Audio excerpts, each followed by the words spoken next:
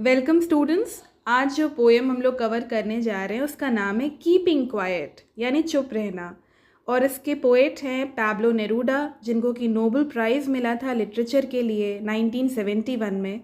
इस पोएम में नेरूडा बात करते हैं for the necessity of quite introspection, यानी चुप रहने के क्या फ़ायदे हैं, इंट्रोस्पेक्ट करने के, अपने भीतर झांकने के क्या फ़ायदे हैं, एंड क्रिएटिंग, फ़ायदे नहीं, यहाँ पे नेसेसिटी का बात किया जा रहा है, ज़रूरत है, इस बात की आवश्यकता है, and creating a feeling of mutual understanding among human beings, क्योंकि जब आप अपने भीतर झांकते हो तो आपको सब कुछ क्लैरिटी के साथ नज़र आता है, and you create a mutual understanding among human beings. आप अपने आसपास के वातावरण को, अपने आसपास के लोगों को बेहतर तरीके से समझ पाते हो। तो क्वाइट इंट्रोस्पेक्शन का नेसेसिटी है। तो चलिए पोएम शुरू करते हैं। Now we will count to 12 and we will all keep still, यानी सभी कोई 12 तक काउंट करेंगे और सभी कोई फिर एकदम चुप हो जाएंगे, एकदम स्टिल हो जाएंगे।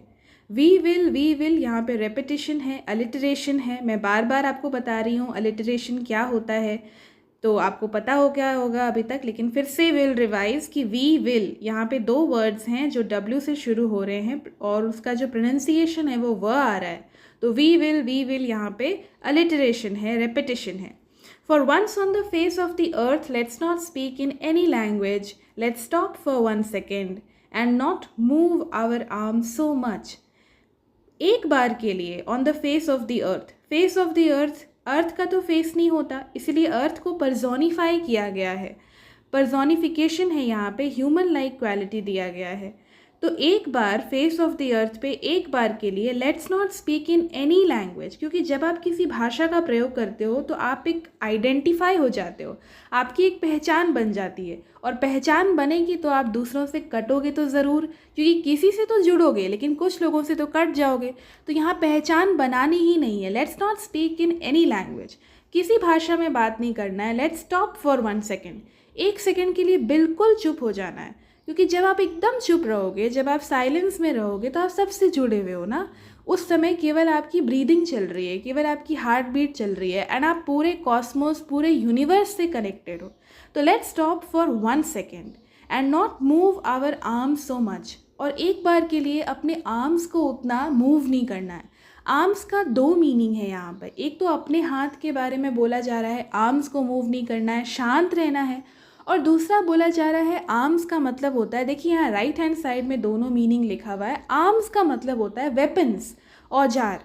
तो अगर लोग जो हैं, जो वॉर कर रहे हैं, जो जंग कर रहे हैं बॉर्डर के पास, वो लोग अपने वेपन्स को नहीं मूव करेंगे तो शांति अपने आप नहीं हो जाएगी। अगर बॉर्डर के जो दोनों तरफ सोल्जर्स हैं, दोनों में से कोई भी पहला अटैक नहीं करें, आर्म्स को मूव ही ना करें, तो शांति अपने आप हो जाएगी। इसी बारे में पोएट जो है वो बात कर रहे हैं। तो यहाँ पे दो मीनिंग है। अब आते हैं नीचे। It would be an exotic moment without rush, without engines. Exotic का क्या मतलब होता है? एग्जॉटिक का मतलब होता है अनयूजुअल या interesting, because it comes from a different country और कल्चर।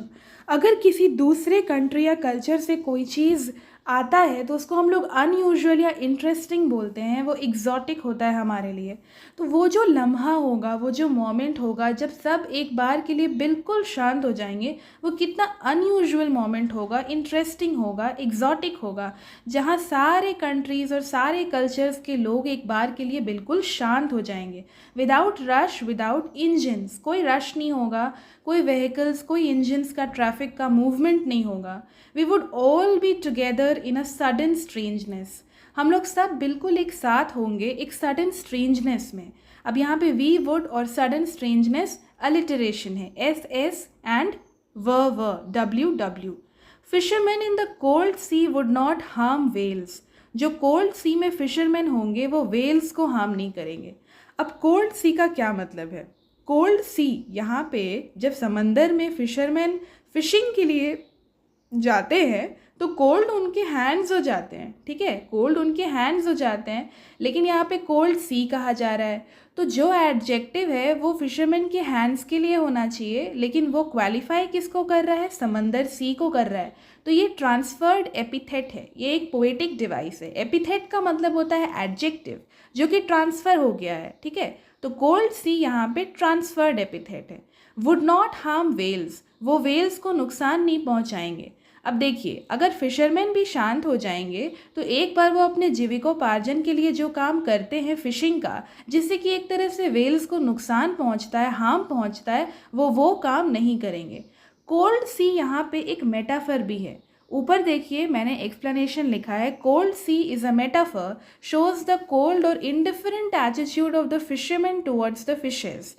कोल्ड रहने का क्या मतलब होता है? कोल्ड मतलब कि आप उतने अफेक्शनेट नहीं हो, आप इमोशनल लेवल पे नल हो गए हो, न्यूट्रल हो गए हो। तो ये इनडिफरेंट एटीट्यूड शो करता है कि फिशरमैन खुद की भूख को मिटाने के लिए कैसे किसी की हत्या कर रहा है, कैसे फिशर्स की जान ले रहा है।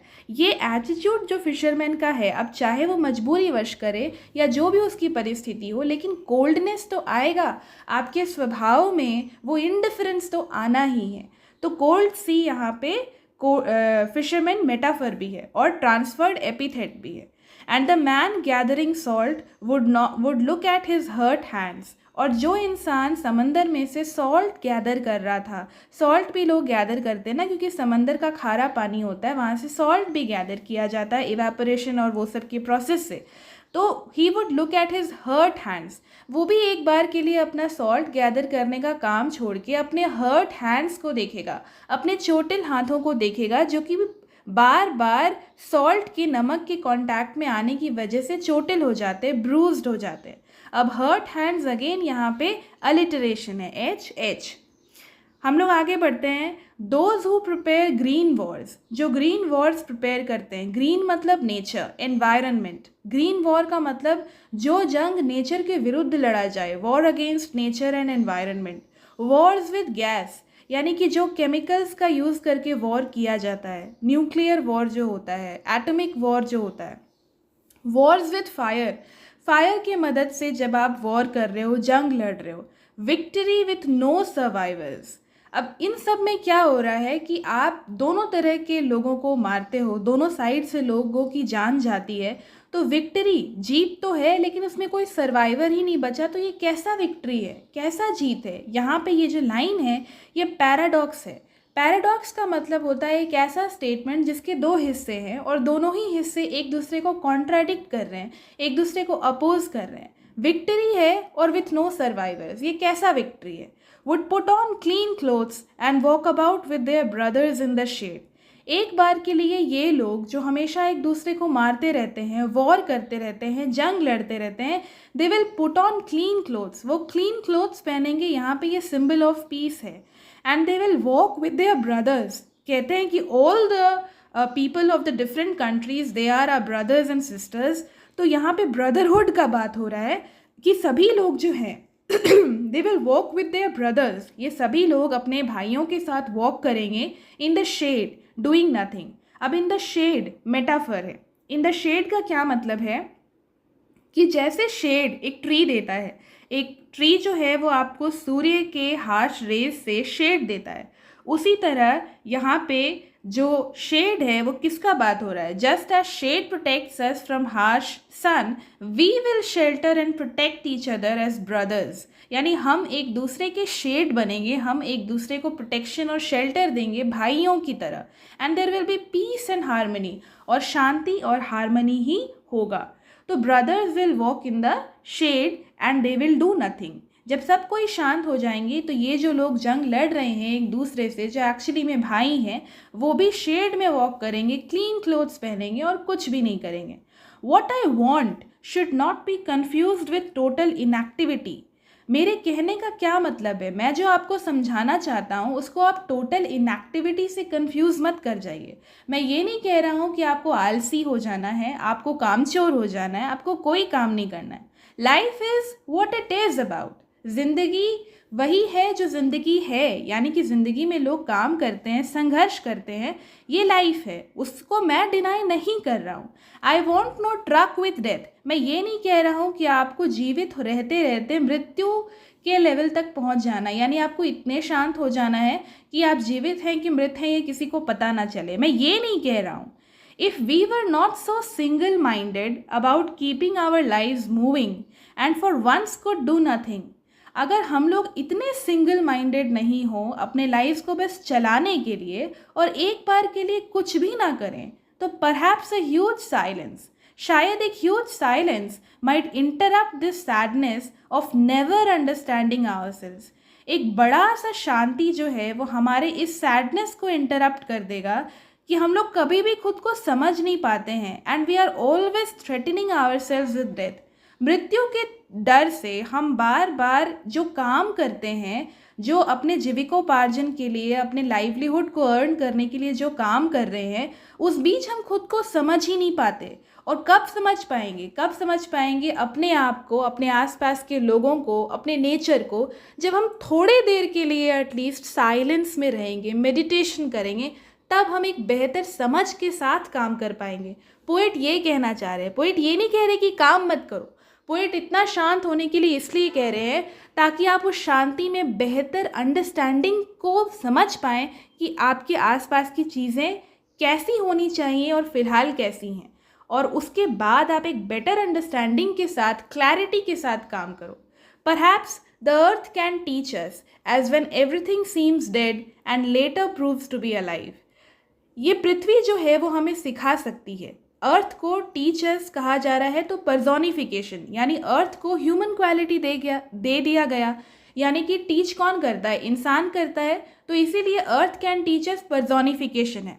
अब देखिए, अगर फॉरेन कल्चर की बात करें तो उसमें पर्सोनिफिकेशन शब्द बार बार इसीलिए आता है क्योंकि वहाँ पे लोग कुछ चीज़ों को जीवित नहीं समझते, लेकिन इंडिया में नेचर को, इंडिया में सन, मून, अर्थ, प्लांट्स, एवरीथिंग, इन सब को हम जीवित समझते हैं, सबकी पूजा होती है। तो ये सब हमें सिखा सकते हैं, और हम जितना ज़्यादा नेचर से सीख सकते हैं उतना शायद किसी चीज़ से नहीं सीख सकते।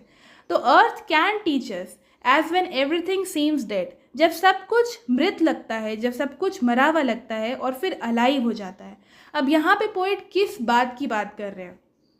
यहाँ पे पोएट बात कर रहे हैं कि जब कुछ बीज जो हैं वो पृथ्वी के नीचे दबे रहते हैं, दफन रहते हैं, और फिर वापस से वो प्रस्फुटित होते हैं, स्प्राउट अप करते हैं और न्यू प्लांट्स में जेनरेट करते हैं, तब तो आपको नहीं पता होता ना कि इस ज़मीन के भीतर कोई बीज है जो सांसें ले रहा है और जो उत्पन्न होने वाला है कुछ दिनों में। तो the earth is personified as the teacher when it appears to be dead, it is actually dormant. जब आपको लगता है कि वो डेड है तो वो डेड नहीं, डोरमेंट रहता है। डोरमेंट का क्या मतलब होता है? डोरमेंट का मतलब होता है इनएक्टिव, कुछ समय के लिए इनएक्टिव हो जाना। And carefully preserving the seeds of life, और वो केयरफुली लाइफ के बीजों को, लाइफ के सीड्स को प्रिजर्व करके रखती है अपने भीतर। Human beings to need to keep quiet, human beings भी चुप रहने की आवश्यकता है to reawaken the life forces within them, ताकि जो जिंदगी की जो ताकतें हैं, जो फोर्सेस हैं, वो उनके भीतर पुनः जागृत हो जाएं, फिर से जागृत हो जाएं। ठीक है? Earth is personified as a teacher. Now I will count up to 12 and you keep quiet and I will go. तो पोएट लास्ट में लिखते हैं कि अब मैं 12 तक गिनूंगा और आप चुप रहिएगा और मैं जा रहा हूँ। तो पोएट यहाँ पे साइलेंस की नेसेसिटी की, मेडिटेशन के रिक्वायरमेंट की बात कर रहे हैं, जिससे कि हम अपने आसपास की चीज़ों को, लोगों को, नेचर को और खुद को बेहतर तरीके से समझ पाएं। The poet advocates keeping quiet for a while to introspect and understand ourselves and our relationship with our brothers and our nature to build a peaceful and harmonious world around. Poet चुप रहने का advocate इसलिए कर रहे हैं, इसलिए बात कर रहे हैं ताकि हम लोग इंट्रोस्पेक्ट करें, भीतर झांक कर देखें, समझें, अंडरस्टैंड करें खुद को और हमारे संबंधों को, जो हमारे भाइयों के साथ है, हमारे नेचर के साथ है, ताकि हम एक पीसफुल, एक शांत और एक हारमोनियस वर्ल्ड का निर्माण कर सकें। ठीक है? Clean clothes, quite introspection will make us comprehend the destructive nature of war. जब हम चुप रहकर अपने भीतर झांकेंगे तो हम लोगों को अंडरस्टैंड कर पाएंगे, कॉम्प्रिहेंड कर पाएंगे कि इस वॉर का नेचर कितना डिस्ट्रक्टिव है। Man would shed his blood soiled clothes, man अपने रक्त रंजित, ब्लड सॉइल्ड कपड़ों को त्याग देगा, and will don on clean clothes, और साफ सुथरे स्वच्छ कपड़े पहनेगा। He would cleanse his mind, heart and soul. वो अपने मानसिक स्तर पे, अपने इमोशनल स्तर पे और अपने सोल के लेवल पे, माइंड, हार्ट और सोल सबको क्लेंस करेगा, प्यूरिफाई करेगा। पर्जिंग मतलब purifying it of all anger and hatred. नफरत और एंगर, नफरत और क्रोध, इन सब से प्योरीफाई करके वो क्लीन क्लोथ्स पहनेगा। तो ये जो है वो पोएम का क्रक्स है, सब्जेक्ट मैटर है। आई होप स्टूडेंट्स आपको समझ में आया होगा। Thank you.